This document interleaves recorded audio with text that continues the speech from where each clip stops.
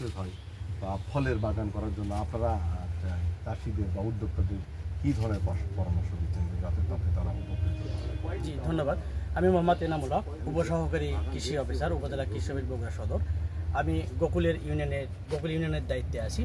আসলে এখানে আপনারা যেটা দেখতে পাইলেন যে এখানে একটা আদর্শ ফল বাগান করা হয়েছে। এটা একটি মিশ্র ফল বাগান, যেখানে আম আছে, মালটা আছে, চায়না কমলা আছে, তারপরে কলা আছে, জিনাইন কলা কিন্তু আছে, এটা এবার দেশীয় কলা আছে। আর তার সাথে আরেকটি প্রযুক্তি ব্যবহার করা হয়েছে, সেটা হলো বস্তায় আদা চাষ। এবং এখানে বিশেষ করে আমের যে প্রযুক্তিটা ব্যবহার করা হয়েছে, আমের ফ্রুট ব্যাগিং বলে, এটা ম্যাঙ্গো ফ্রুট ব্যাগিং। এই ম্যাঙ্গো ফ্রুট ব্যাগিংটা করা হয়েছে মূলত মাছি পোকার হাত থেকে এই ফলকে রক্ষা করার জন্য।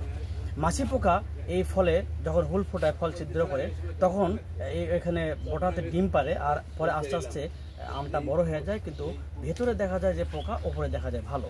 তো এই ফ্রুট ব্যাগিং করার ফলে এখানে কৃষকের একটা সাশ্রয় হয়েছে, যে কোনো প্রকার বালাইনাশক বা কীটনাশক, পেস্টিসাইড এখানে স্প্রে করতে হয় নাই। এবং এই ফ্রুট ব্যাগিং করার ফলে এখানে এই আমের মানে ফলের যে ত্বকটা আছে, এই ত্বকটা মসৃণ হয় এবং ফলটা নিরাপদভাবে উৎপাদন করা হচ্ছে। একদিকে হলো একই জমিতে মাল্টিপল ক্রপ চাষ হচ্ছে, সেখানে একই খরচে 3-4টে ফসল চাষ হচ্ছে, তাহলে উৎপাদন খরচটা কমে আসলো। এই উৎপাদন খরচ কমে আসার ফলে চাষি লাভবান হচ্ছে। ঠিক আছে।